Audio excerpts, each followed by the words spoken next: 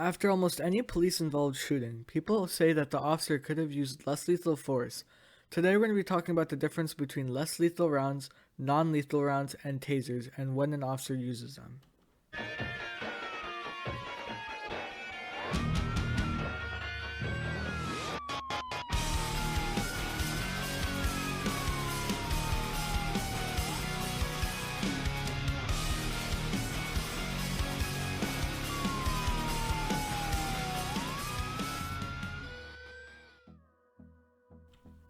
What's up guys, Defend the Blue Line here, back with a brand new video. Most people think that the officer could have used a non-lethal or less lethal alternative to using their service weapon in certain situations.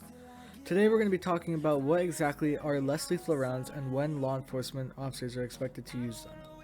Thank you to KK who suggested this topic in the last video. His channel will be linked in the description. If you'd like to get a shout out like this one, be sure to suggest a topic in the comments section for me to talk about in the next video. Let's start off by talking about lethal weapons. Lethal weapons are designed to kill.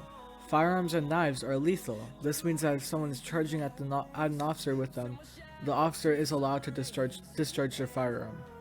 Of course, depending on the situation, it might not be justified, but the overall rundown is that officers are allowed to fight lethal force with lethal force. I'll give an example.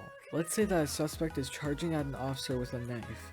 If the law enforcement officer feels that it's necessary to discharge their firearm to prevent death or severe bodily harm, it's justified. Let's say that the officer shoots their firearm at the suspect. Now, as I said in the last video, police officers shoot when they absolutely need to stop someone. So that could take a single bullet or it could take 10 bullets. It depends on if the suspect stops advancing or stops trying to reach for a weapon. So let's say that an officer shoots their firearm at the suspect charging at them with a knife. As I said, it's justified since it's lethal force against lethal force. Here is where people think that an officer could simply apply their use of less lethal options, specifically a taser. Tasers, for one, don't always work on everyone. Tasers, when deployed, shoot out two prongs.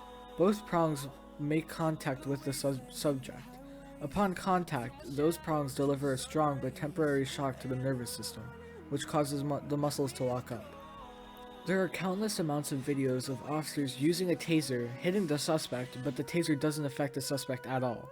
Depending on what type of narcotics are in your body, tasers might not have an effect on you. Regardless of narcotics, there's still a chance that your body is not going to have the same reaction to a taser as someone else would. Now this is just me, but I'm sure I wouldn't want a taser that's not as reliable against someone charging at me with a knife.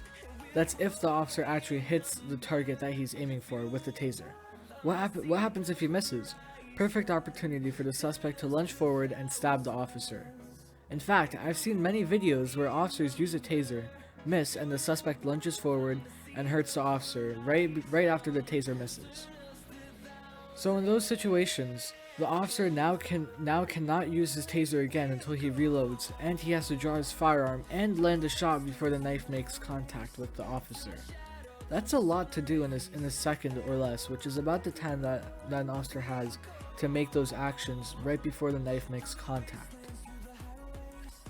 Tasers shoot one cartridge at a time, meaning after every shot you have to reload it. They take a decent amount of time to reload, not as fast as a firearm. It's not something that you could do really quickly. And even if it was, in these types of situations, every single second counts to prevent unnecessary loss of life.